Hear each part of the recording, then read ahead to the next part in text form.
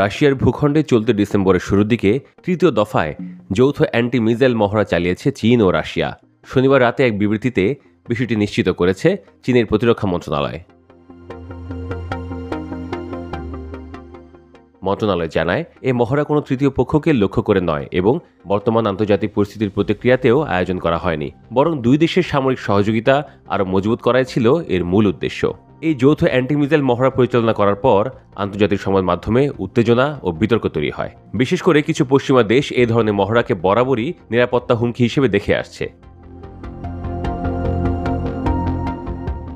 গত 2 মাসে দুই দেশ ক্ষেপণাস্ত্র প্রতিরক্ষা ও কৌশলগত স্থিতিশীলতা নিয়ে আলোচনা করে। এর আগে আগস্টে জাপান সাগরে যৌথ গোলন্দাজ ও অ্যান্টি সাবমেরিন মহড়ায় অংশ নেয়। 2022 সালে ইউক্রেন আগ্রাসনের ঠিক আগে চীন রাশিয়া নো লিমিটস কৌশলগত অংশীদারত্বে যুক্ত হয়, যার অধীনে নিয়মিত সামরিক মহড়ার অঙ্গীকার রয়েছে। দুই দেশই যুক্তরাষ্ট্রের প্রেসিডেন্ট ডোনাল্ড ট্রাম্পের প্রস্তাবিত গোল্ডেন ডোম ক্ষেপণাস্ত্র প্রতিরক্ষা ঢাল এবং 3 দশক পর পুনরায় পারমাণবিক পরীক্ষা শুরুর পরিকল্পনা নিয়ে উদ্বেগ প্রকাশ করেছে। চীন ও রাশিয়ার যে সম্পর্ক, সেটাকে মিত্রতা বলেন কেউ কেউ, অনেকে বলেন কৌশলগত সহযোগিতা।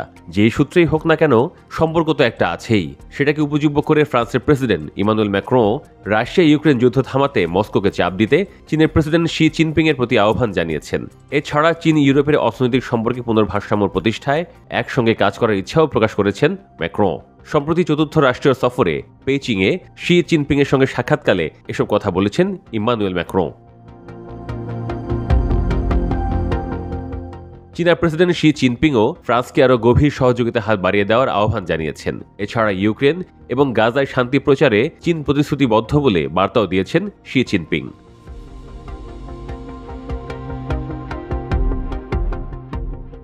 বিশ্লেষকরা বলছেন, সাম্প্রতিক মাসগুলোতে মস্কোর সঙ্গে পেইচিংয়ের পথ চলা নিয়ে চীনা সমাজে অনেক বিতর্ক হয়েছে।